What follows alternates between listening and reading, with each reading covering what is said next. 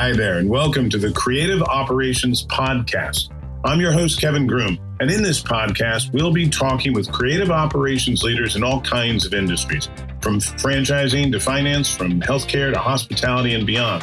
We'll be looking to uncover best practices and to see trends that are coming to help you keep your creative operations on brand and on budget at the same time. Enjoy.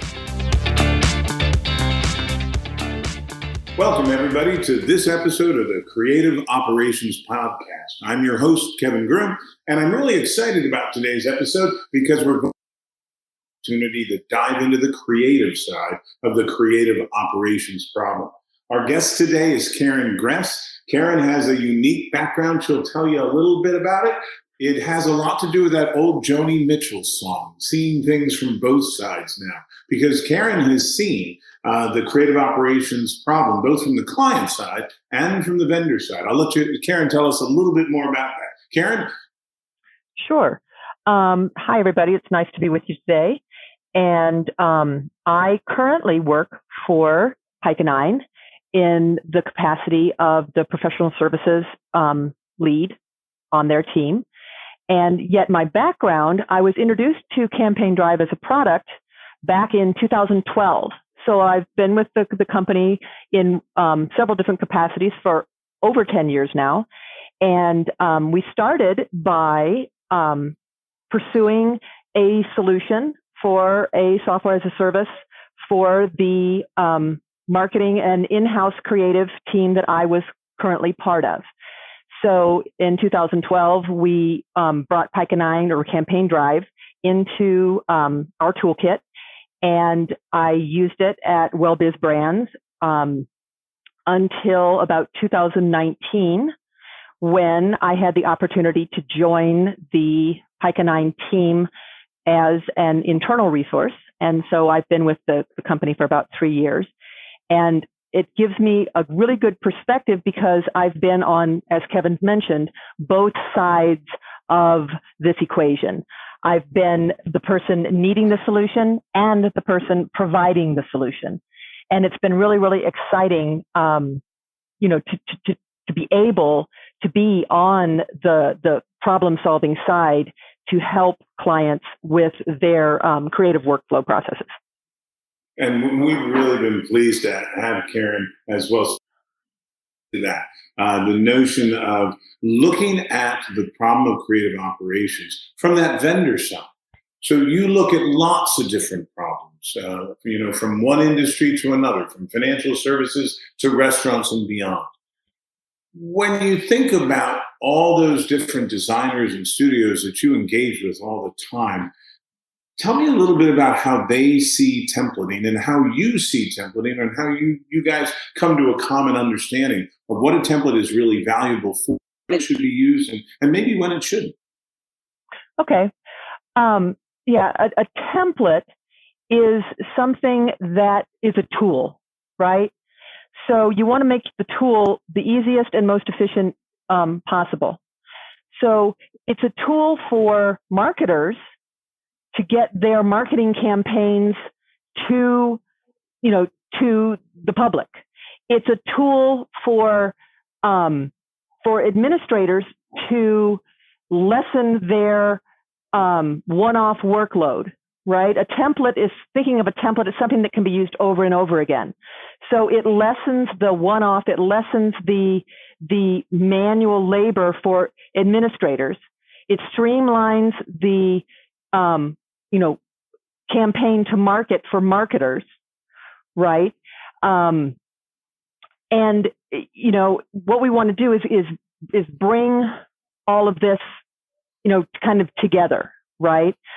So it takes both the marketer and the production department, if you will, or the production designer, working together to decide how that word gets to the end user. The thing I've found about templates very often with folks is, and you mentioned one-offs, which I believe is where very often the need for a templating system begins to arise. So let's just dive into that a little bit. Yeah. When you see a repetitive task in the studio, when you see the same job needing to be done in slightly versions again and again, do you have a sense of like the break points when it's time to really start thinking about templating? Is it 2 repetitions? Is it 20? Do you measure it by the complexity of the job? How do you go about deciding when a template should be introduced to a workflow? I would say if you have a templating workflow, and yeah, if a piece of creative is going to be used one time, right, for a corporate office entry hall poster, that's not a template, right? That's a design that's created for a single purpose for a single time.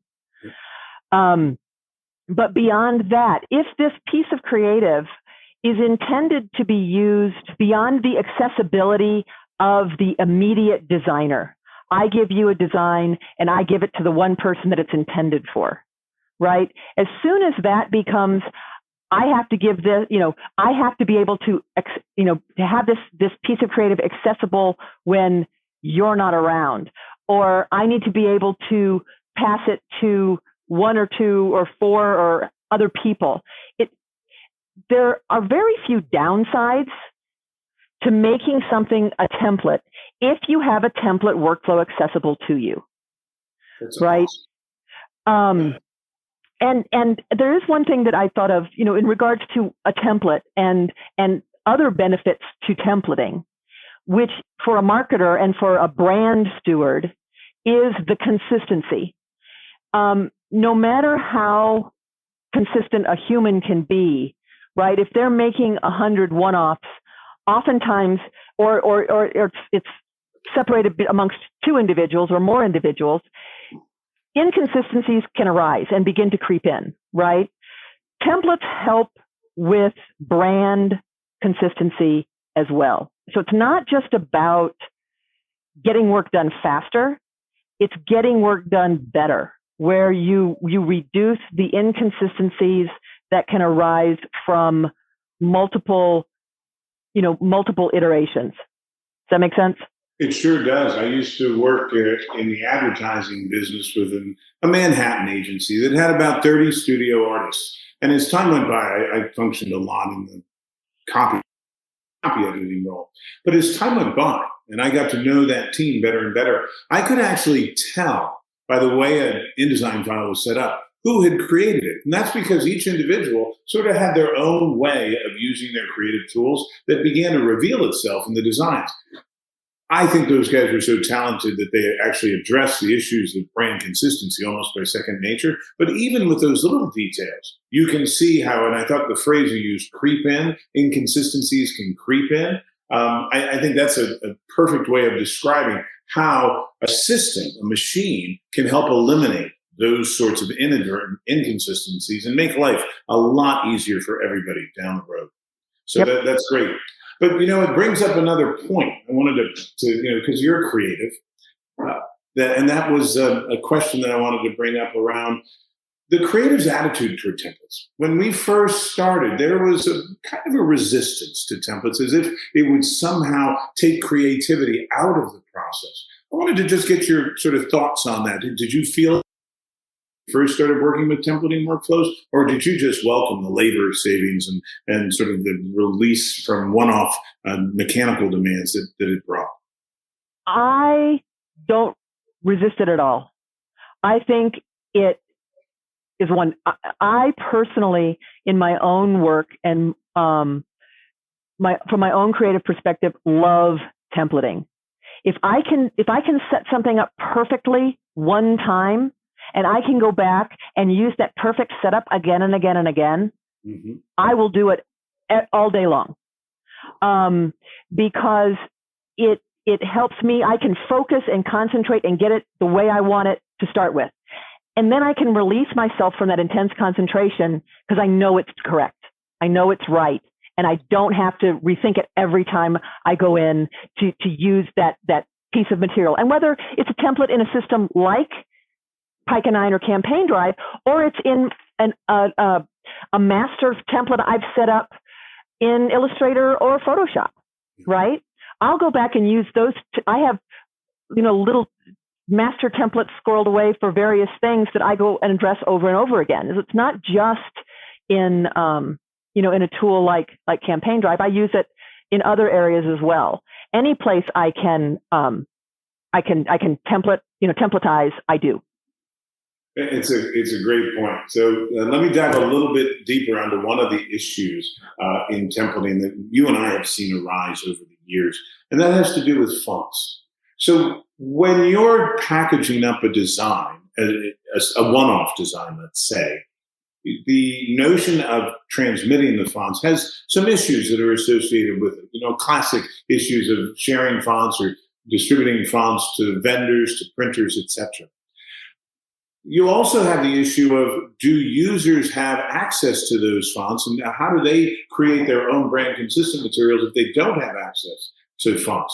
So I wanted to just have you dive a little bit into, how do you think the approach to and use of brand typography and proper font usage has been influenced by all these templating systems, Campaign Drive and others, over the past decade or so? How do you think that's changed?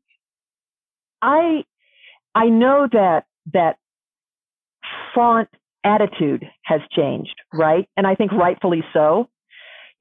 A dozen years or so ago, it was sort of like, here's a font, okay? They weren't treated as proprietary, designs as much as they are now. Yeah. Right. Fonts used to just be sort of passed from one person to another or one machine to another.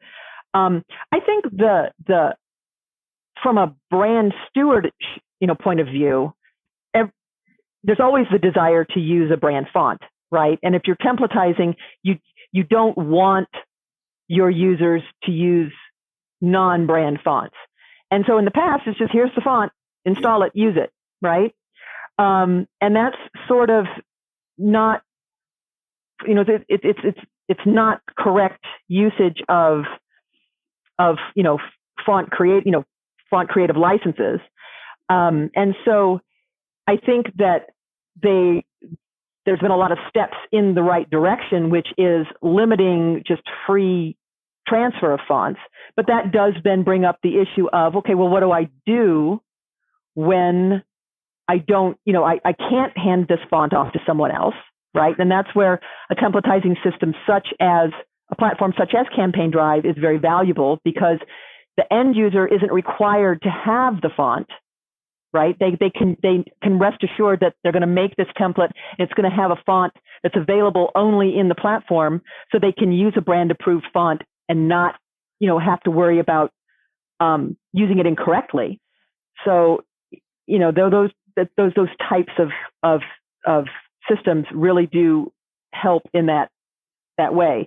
One thing though that does kind of is always troubling is if you're handing a piece of a template or a piece of creative off to someone who doesn't really know how to, like, the brand standards and how to use a font, do you really want them having the font anyway? Because are they really going to understand or know what to do or not to do with those fonts? Where to use it? Where am I using display? Where am I using body copy fonts? Right. All those decisions, which are second nature to designers, are often wild discoveries to folks who haven't been trained in this profession of yours.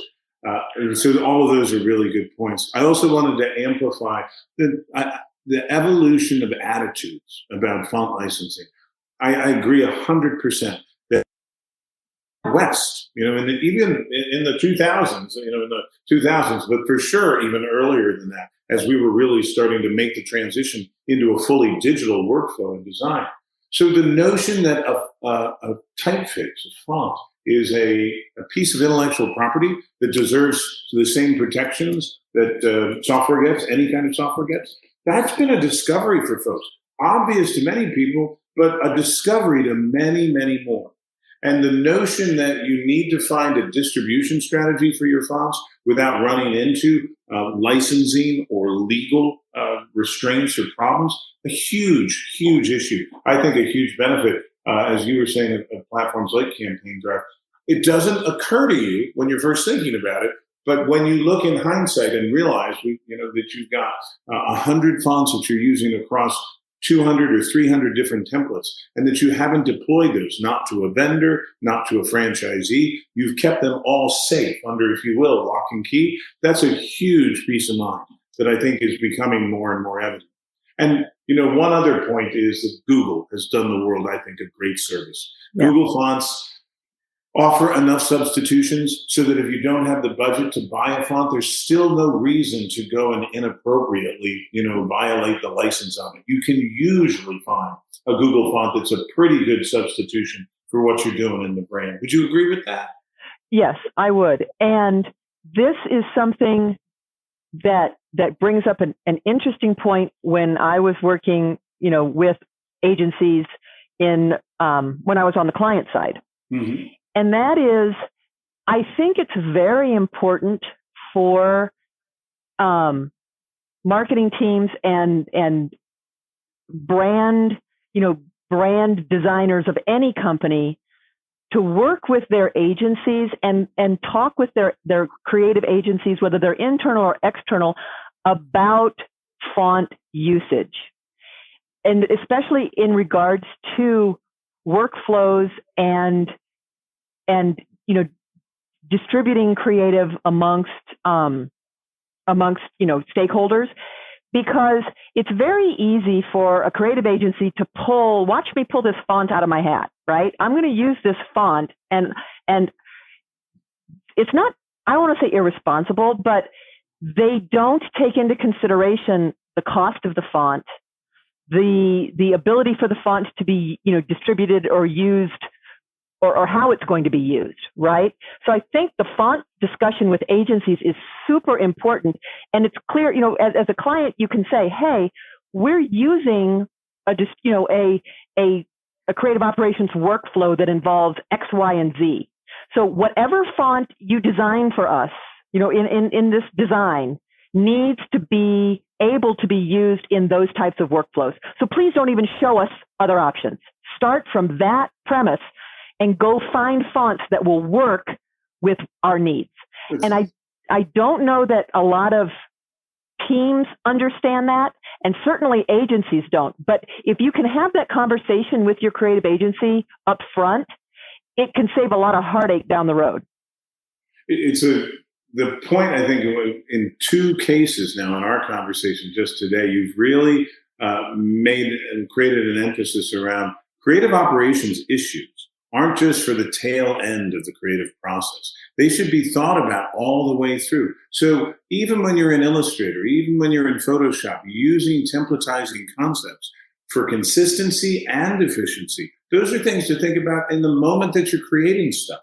It's not like creative operations is the left side of the brain and the comps are the right side of the brain, the creative side of the brain. The two things really do need to be melded together right from the beginning. And this notion that you brought up, I couldn't agree more, that an agency and a client should be talking about the budget and the workflow implications of these creative decisions. That's a wonderful conversation to have, and I would guess it doesn't happen nearly often enough. But it's starting to happen more. I actually think that, you in your role here at Pike & Nine, and me too, I get the opportunity sometimes, we're starting to be a catalyst for those kinds of conversations, especially when agencies are coming in and finding the system is already in place. So that now that's the universe in which they're going to operate. I think it's a really, really good point. So listen, we're coming close to time, and I want to be sensitive of time, but I wanted to, sort of open the mic for you just to talk about, because you've seen things from both sides, from the client side, from the design side, from the software side. What do you think, what are the top issues for you in creative trends these days? What would you advise designers to be thinking about as the world keeps on changing underneath their feet? I would say that it's all about the workflow, right? It's not looking at designs.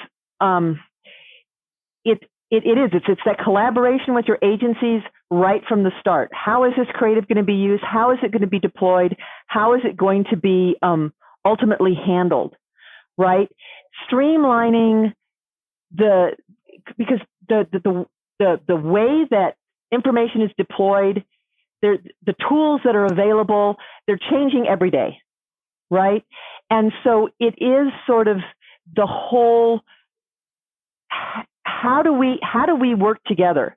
We as much as possible, we want everybody in the pipeline to understand, maybe not A to Z, but certainly, their section before and after, right? I'm not just this production designer sitting in a cubicle making ads, right? What happens before my work? What happens after my work? And to understand the pieces that are applicable to everyone. That because I was very fortunate in my collaboration with our agencies that I pretty much, as an internal agency for where I worked, I could work with our agency of record to even set up files. This is the way we'd like to have you set up files. We would like, here is our master set of templates. Please use these logos, because down the line, when these are templatized or used in X, Y, or Z, this is the format, and now we won't have to change them, right? So I was able to collaborate very closely. As much as you can do that and set things up so they don't have to be repeated, or you understand, hey, this is ultimately going to be going into a Facebook ad or whatever it is. What is the whole process? What's the life cycle of what we're trying to do, the message we're trying to send, and the marketing campaign we're trying to produce? That's a lot more than what's aesthetically pleasing, that's for sure. And in some ways, Karen, I think you've guided us toward a perspective that both the agency of record, the external agencies, and the in-house resources need to take. It's one perspective that has as much software in it, as much architecture in it, as it has that creativity component. I think it's a fascinating evolution that we're going through. We've been watching it, you and I, for decades now. And in my view, anyway, as it gathers steam, the business, the profession is becoming more fun, not less onerous and more fun, but also requiring a lot more forethought and planning than sitting down at a design station and having a wild idea. I still think that's a great part and the heart of everything that happens, but knowing that it's embedded in a larger, as you said, workflow perspective, life cycle perspective, I think it's a great point. So let me bring it to a close there as we hit the 20-minute mark and say thanks for taking the time. We will be visiting with you again on the Creative Operations Podcast. And thanks to everybody out there for listening. We'll see you next time.